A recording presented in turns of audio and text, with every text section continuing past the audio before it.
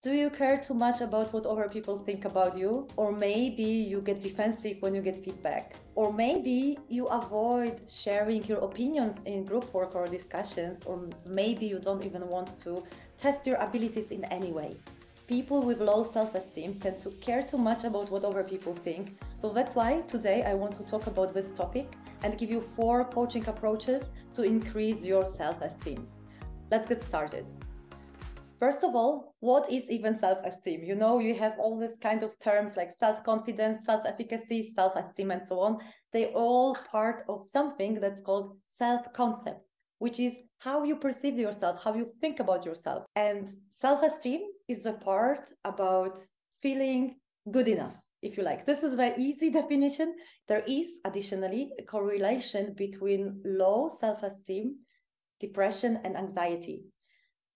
Notice I say correlation, not causation. So it's not clear if low self-esteem causes depression or anxiety, or vice versa, if depression and anxiety lower your self-esteem. The truth could be somewhere in the middle. We have models that claim both, but this is the theory. If you want to dig into more science behind it and more theory, I'm going to link some solid research in the caption, in the description. We are going to skip the theory because I want to focus on practice today. Is it possible to have too much self-esteem? Yes. And this is exactly what narcissists struggle with. Unhealthy narcissism is the feeling that you are better than everybody on every single aspect, that you always know the best answers.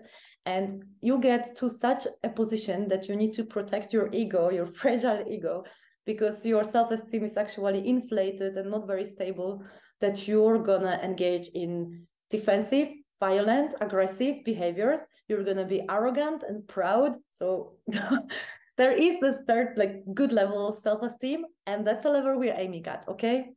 Now I said that, let's get started. 4 ways to increase your self-esteem. The first exercise is a letter to yourself. Not just any letter. You're going to write a letter to yourself in which you write, what are you grateful to yourself for? This letter could look like this. I'm going to give you an example. On 24th of August, Wednesday, 2022, this was the time where I was preparing my YouTube channel and I was recording my first videos during my lunch breaks. My week looked terrible because I was terrible. I didn't have any confidence at all. And it took me a long time to record these videos in the lunch break and edit them in the evenings. And on Wednesday, I was feeling like, I'm not gonna say how, let's say my self-esteem was not really where I'm used to. So I used this exercise and that's what I wrote. You've done an amazing job this week so far. First of all, you've managed a huge workload at work. Additionally, you spent the last lunch breaks getting out of your comfort zone and recording your videos for YouTube. You also pushed your editing skills to their limits, working on those videos until midnight. Because of all that, you haven't really taken enough time to recover or connect with your family and friends. That's okay sometimes, but maybe if you find this time, your weeks would be a little bit lighter. But well done on being so productive, managing your stress levels and emotions better, being a great listener this week, and growing so much. Thank you for that.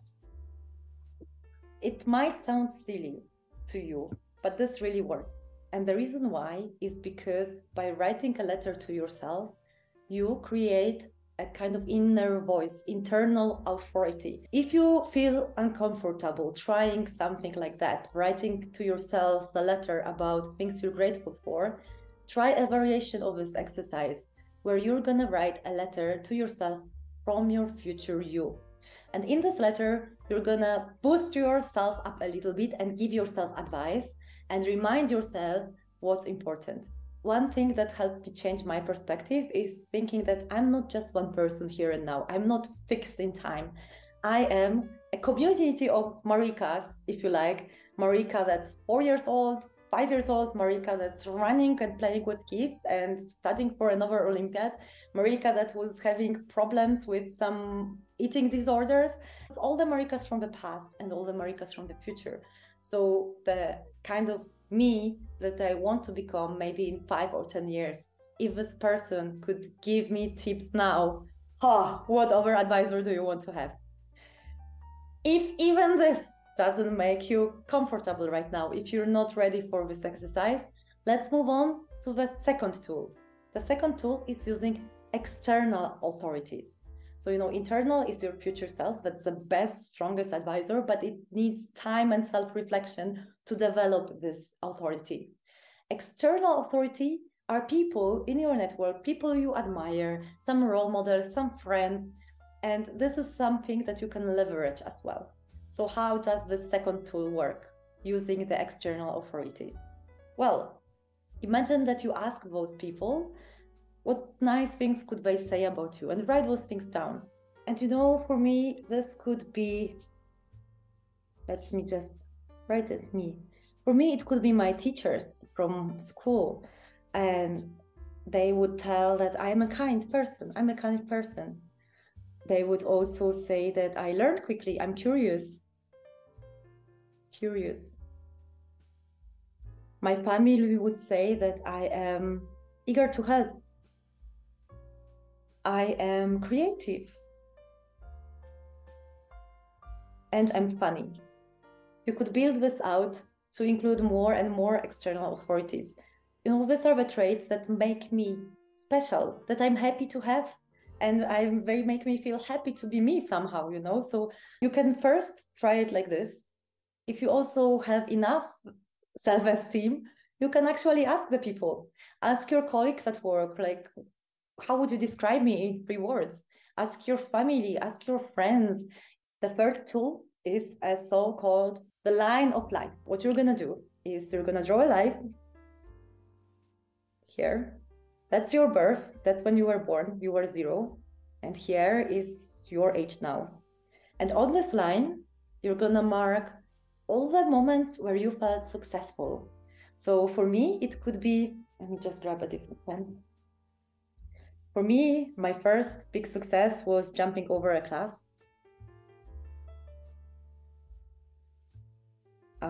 Being good at mathematics. Then, I passed my A-levels.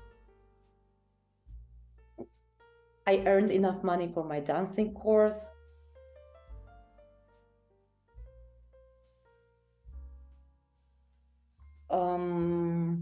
What else made me successful? I settled in a new country. I learned languages. I learned to communicate in 3 languages. Got accepted to university, and finished my studies. Then I learned graphic design on my own. I got a job at Swarovski. I danced at the tournaments.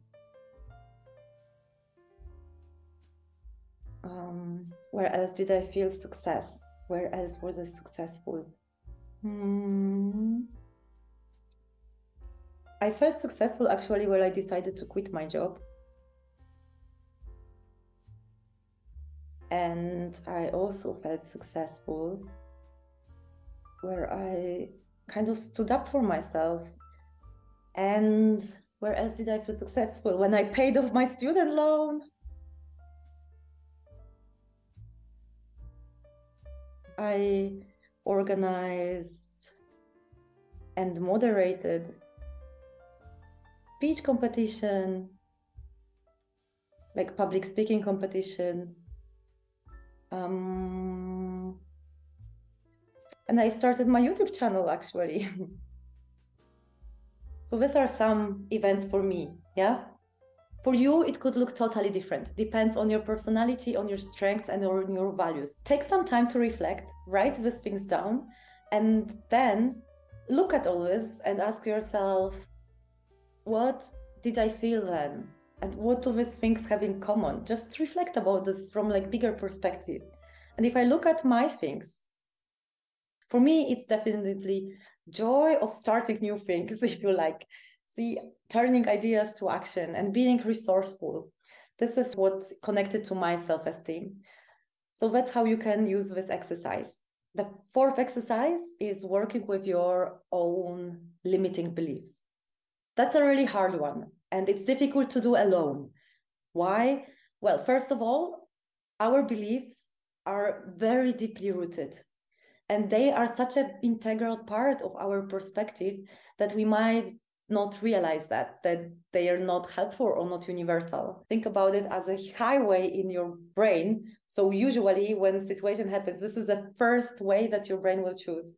And if you want to work on a different belief, you're going to make a footpath first. So the more often you go this way, the more of this footpath will turn and transform into a road. And this is why working with beliefs takes time. It's extremely long process, but it pays off. And secondly, they're largely subconscious. It requires a lot of self-reflection and sometimes some real guidance and some perspective of another person to realize your own beliefs and actually change them. And this is why there is a bunch of coaches, psychologists, psychotherapists, counselors, etc., to help people work through their own beliefs. You could do this exercise if you like. I'm going to suggest you one to try it on your own. We're going to write down some beliefs of a person with low self-esteem versus beliefs of a person with high self-esteem. And some examples. If I think about somebody with low self-esteem, a belief that comes to my mind is nobody likes me, my life is ruined forever, my opinion doesn't matter,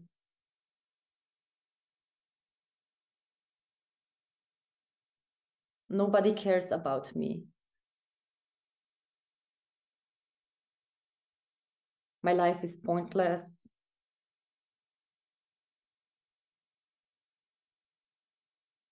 and I'm never gonna be good enough, for something.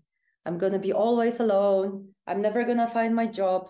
Whatever this good enough means, I'm never gonna be good enough for Never gonna be a good parent, never gonna find a good job, and just gonna be single forever and never find friends.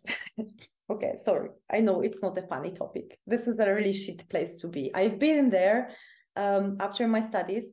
It's a shit place. So, well, let's leave this place. I shouldn't be saying this word on YouTube. So these are some examples of beliefs that a person with low self-esteem could have. And they are going to get in your way, because even if you want to change something in your life, let's say you're going to apply for a new job, you find a great job, you get invited to an interview even, and you're going to go to this interview thinking, I'm never going to be good enough for this. And subconsciously, you're going to sabotage your own process of applying for that job, for example. So this is really a tough one, a tough place to be. So let's leave this place and go to a place of high self-esteem and think about what kind of beliefs a person with high self-esteem would have. Nobody likes me. I mean, one way of working with self-beliefs is to realize words like always, everybody, nobody, never. This usually says that your brain is biased, because reality is not like, never going to be good enough. You just made an exercise with successes. Are you kidding me? So this is a filter, if you like. And all our beliefs are like filters that help us kind of process reality a little bit better. So if you notice your brain serving you a thought with nobody, never, you never listen to me, and so on, that's a cognitive bias, most likely. So high self-esteem. Nobody likes me would be, some people like me, others don't. And that's okay. I can build relationships with people I care about. Let's go for the second one. My life is ruined forever. I made a mistake. A huge mistake. I don't know if I can try to fix it. I don't know, or I don't know how to fix it. I'm actually embarrassed. But my life goes on. Goes on. I'll try to fix it, or at least learn from it. My opinion doesn't matter. I can still share my opinion.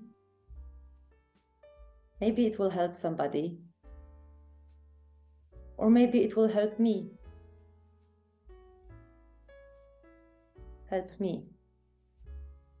Nobody cares about me. Well, some people care about me. Others don't.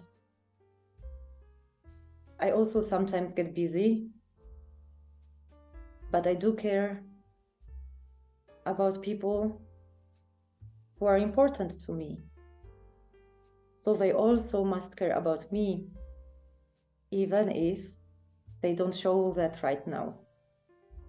My life is pointless. My life is pointless right now, but it's up to me what I'm gonna do about it. What are some meaningful things I could introduce to my daily life? And I'm never gonna be good enough. There's always gonna be somebody better than me at some things. But I know my strengths and how to use them. For example, this could be the exercise that you try. Yeah, I came up with some beliefs, and you could come up with some other beliefs that would help you fight your own self-beliefs in a way. So these are the 4 tools I wanted to share with you today. Then I want to tell you a story. The longer you live, the more mistakes you will make. Of course, it's just, you cannot have a life without making any mistakes or questioning your own decisions. Life changes. And sometimes you might accept a great job and end up in the toxic environment that's totally gonna burn you out. And while you're lying there in the morning, thinking about how pointless your life is and that you have no drive at all, you might start regretting some choices that you made and just thinking that your life is ruined forever. So what I would like you to keep in mind for this kind of situations is that given the circumstances, given your past situation, you probably took the best decision you could have given the data that you had or given your mental state. So that's one thing to keep in mind.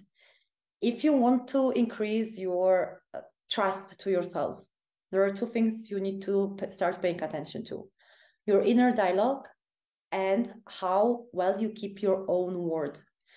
Your inner dialogue, if you just say like, I'm just useless and never gonna, all these beliefs come back again. One thing you can do regularly is whenever you get up and go to the bathroom to brush your teeth or look into the mirror, look into your eyes and say, I trust you. Make it into a habit to say to yourself that you trust yourself, so you can heal a little bit this part of yourself. Second, keep your own word to yourself. That's the most important thing, because if you cannot trust yourself, that once you say, yeah, I'm gonna do something and you don't do it, how can you trust others? How others could trust you? It's a big issue. I know I'm going on a tangent a little bit, but that's also related to self-esteem in the case of being good enough. Like if you say, I'm gonna do something and then you end up procrastinating, if you say that I'm going to play for 20 minutes and 3 days pass and you just feel worse and worse about yourself, well, you need to change something. So that could be something to start paying attention. Finally, I want to tell you a story about worth. And for this story, I have here lots of money, 50 Swiss francs. 50 Swiss francs. It's very beautiful green note. And my point is, this 50 Swiss francs, you want to have them? They are worth 50 Swiss francs, yeah? If I do this, if I throw them there, if I throw them on the ground, walk over them, pick them up,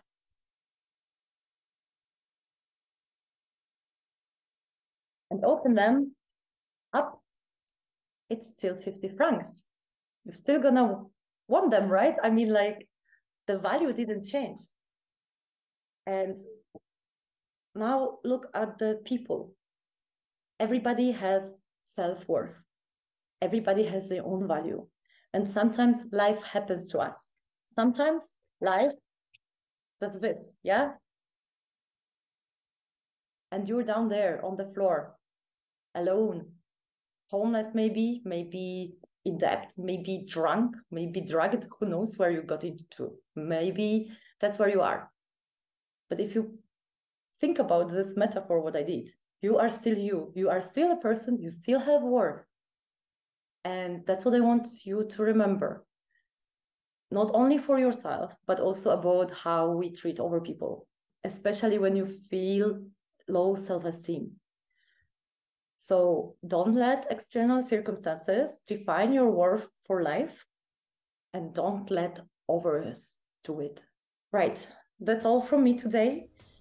Let me know what you think about this video in the comments, and if you found it useful, maybe you would like to consider sharing it with your networks. Maybe it could help somebody. And I will see you next Friday.